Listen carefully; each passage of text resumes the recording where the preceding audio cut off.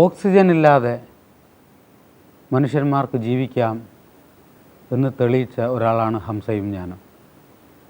Oxygen ഇല്ലെങ്കിൽ അപ്പോൾ മരിച്ചു പോകും എന്നാണ് ശാസ്ത്രം പറയുന്നത്. പക്ഷേ ഹംസയ്ക്കും എനിക്കും അത് തെറ്റാണെന്ന് ജീവിതം കൊണ്ട് തെളിയിക്കാൻ കഴിഞ്ഞു. കാരണം ഞാൻ പഠിച്ച ഹൈസ്കൂൾ സമുദ്രനിരപ്പിൽ നിന്ന് 22,000 അടി ഉയരത്തിലാണ്. കാലത്ത് വീട്ടിൽ നിന്നും ഇറങ്ങുമ്പോൾ പാഠപുസ്തകമൊന്നും ഉണ്ടാവില്ല. കാരണം ടെക്സ്റ്റ് ബുക്കൊന്നും ഹംസയും ഞാനും ജീവിതത്തിൽ കണ്ടിട്ടില്ല. എന്നൊക്കെ എൻ്റെ മക്കൾ പഠിക്കുമ്പോൾ അവൻ്റെ പുസ്തകത്തിൻ്റെ ഭാരം കൊണ്ട് അവന് എല്ലാ ശനിയാഴ്ചയും ഞായറാഴ്ചയും CVN കളരിയിൽ ഉടിച്ചിൽ നടത്തേണ്ട കാലമാണ്, പുസ്തകഭാരം സഹിച്ചിട്ട്. എന്നാൽ എനിക്കും ഹംസയ്ക്കും അന്നത്തെ ഒരുപാട് ഹംസമാർക്കും ഗിരീഷ് പുത്തഞ്ചേരിമാർക്കും 2 പുസ്തകമേ വേണ്ടു, മലയാളവും ഇംഗ്ലീഷും. ബാക്കിയെല്ലാം മനസ്സുകൊണ്ടൊരു സങ്കല്പമാണ്. അങ്ങനെ സ്കൂളിൽ ചെല്ലുമ്പോൾ ടീച്ചർ എന്നോട് പറഞ്ഞു, ലസാഗു കാണാത്തതിൻ്റെ പേരിൽ പുറത്ത് നിന്ന് അടുത്ത പീരീഡിൽ വേറൊരു ടീച്ചർ വന്ന് പറയുകയാണ്, ഗാഢ സൾഫ്യൂരിക് ആസിഡിൽ നീല ലിറ്റ്മസ് പേപ്പർ മുക്കിയാൽ എന്താവുന്നു. എനിക്കറിഞ്ഞൂടാ അതെന്താവുന്നു. ഗാഢ സൾഫ്യൂരിക് ആസിഡിൽ നീല ലിറ്റ്മസ് പേപ്പർ മുക്കിയാൽ ചുവപ്പാവുക അത്രേ. അതുകൊണ്ട് എനിക്ക് യാതൊരു പ്രയോജനമില്ല, ഹംസയ്ക്കുമില്ല. എന്തിനാണ് നമ്മളിതൊക്കെ പഠിപ്പിക്കുന്നത്? എന്താണ് ഒരു കുട്ടിയുടെ ധിഷണ, അവൻ്റെ DNA-യിൽ എന്തിനാണ് അവനെ പ്രേരിപ്പിക്കുന്നത് എന്ന് തിരിച്ചറിയാത്തൊരു വിദ്യാഭ്യാസ സമ്പ്രദായത്തിലാണ് നമ്മളുള്ളത്. നീല ലിറ്റ്മസ് പേപ്പർ ഗാഢ സൾഫ്യൂരിക് ആസിഡിൽ മുക്കിയാൽ ചുവപ്പായതുകൊണ്ട് ഗിരീഷ് പുത്തഞ്ചേരിക്ക് ഇന്നൊരു കാര്യം ഉണ്ടായിട്ടില്ല. ഒരു നേരത്തെ അന്നം ആരും തന്നിട്ടില്ല. അത് ഗാഢ സൾഫ്യൂരിക് ആസിഡിൻ്റെ വിധി, അല്ലെങ്കിൽ നീല ലിറ്റ്മസ് പേപ്പറിൻ്റെ വിധി. അത് ചുവപ്പായി പോവും. അതുകൊണ്ട് ഇന്ത്യൻ പീനൽ കോഡിൽ ആരെയും ശിക്ഷിക്കാനൊന്നും ആരും തീരുമാനിച്ചിട്ടൊന്നുമില്ല. അങ്ങനെ ഇരിക്കുന്ന കാലത്താണ് എന്നെ പഠിപ്പിച്ച ടീച്ചർ,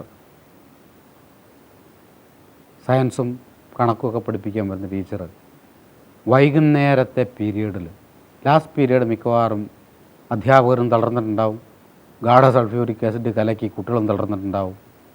ഓക്സിജൻ പോലും ഇല്ലാത്ത ഈ ഹൈസ്കൂളിൽ നിന്ന് അവസാനത്തെ പീരീഡിൽ ഞങ്ങൾ പാവങ്ങൾ കുട്ടികൾക്ക് വീട്ടിലേക്ക് ചെന്നാൽ ഒരു പിടി ചോറും ഉണ്ടാവുന്നുള്ള യാതൊരു ശുഭാപ്തി വിശ്വാസവുമില്ലാത്ത സോഷ്യലിസം പോലെ ഒരു സങ്കല്പമായിരുന്നു ചോറ് അന്ന്.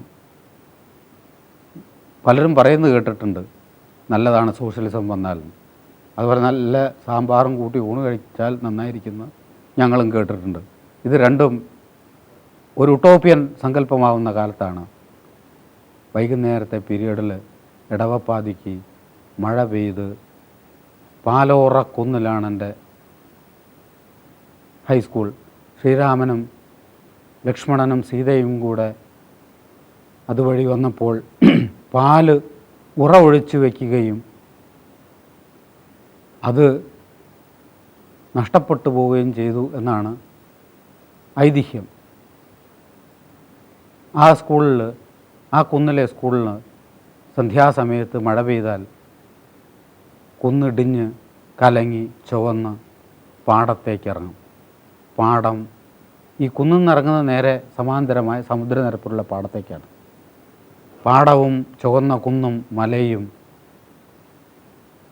അലറി വരുന്ന വെള്ളവും അന്നം കാണാത്ത കുട്ടികളും കെമിസ്ട്രിയും ഫിസിക്സും ക്വാണ്ടം മെക്കാനിക്സും ഒന്നും തലയിൽ കയറാത്ത കുറേ സാധു ജീവികളും ആയിട്ടുള്ള അന്തരീക്ഷത്തിലേക്ക് ആണ് സുമംഗലി നീയോർമ്മിക്കുമോ സ്വപ്നത്തിലെങ്കിലും ഈ ഗാനം. ടീച്ചർ പാടിക്കാണ് എന്നെ കൊണ്ട്. ലാസ്റ്റ് പീരീഡിൽ എൻ്റെ ഗുരുനാഥയ്ക്ക് എന്തോ ഒരു നഷ്ടപ്രണയം ഉണ്ടായിരുന്നു ആരോടോ, ഏതോ മാഷാവാം, ആരോ ആയിരിക്കാം. എന്നെക്കൊണ്ട് പാടിക്കുമ്പോൾ ആ ടീച്ചർ ഒരു കൈലേസെടുത്ത് കണ്ണീരൊപ്പും. പിരിഞ്ഞു പോകും നിനക്കിനി ഈ കഥ മറക്കുവാനേ കഴിയൂ. പിരിഞ്ഞു പോകും നിനക്കിനി ഈ കഥ മറക്കുവാനേ കഴിയൂ. നിറഞ്ഞ മാറിലെ ആദ്യ നക്ഷത്രം മറയ്ക്കുവാനേ കഴിയൂ, കൂന്തലാൽ മറയ്ക്കുവാനേ കഴിയൂ. സുമംഗലി നീയോർമ്മിക്കുമോ, സ്വപ്നത്തിലെങ്കിലും നീ ഗാനം. കൊഴിഞ്ഞ പീലികൾ പെറുക്കിയെടുക്കും, കൂടുകൂട്ടും ഹൃദയം. വിരിഞ്ഞ പൂവിനും വീണപ്പൂവിനും വിരുന്നൊരുക്കും ഹൃദയം, എപ്പോഴും വിരുന്നൊരുക്കും ഹൃദയം.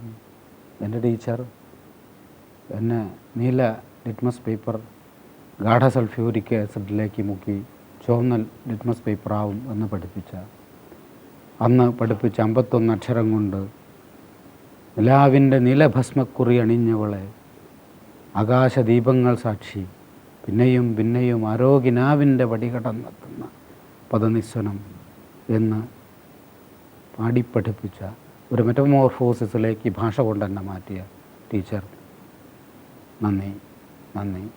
ഈ നിമിഷം താങ്കൾക്ക് വേണ്ടിയാണ്, താങ്കളുടെ കാൽക്കലേക്കാണ്.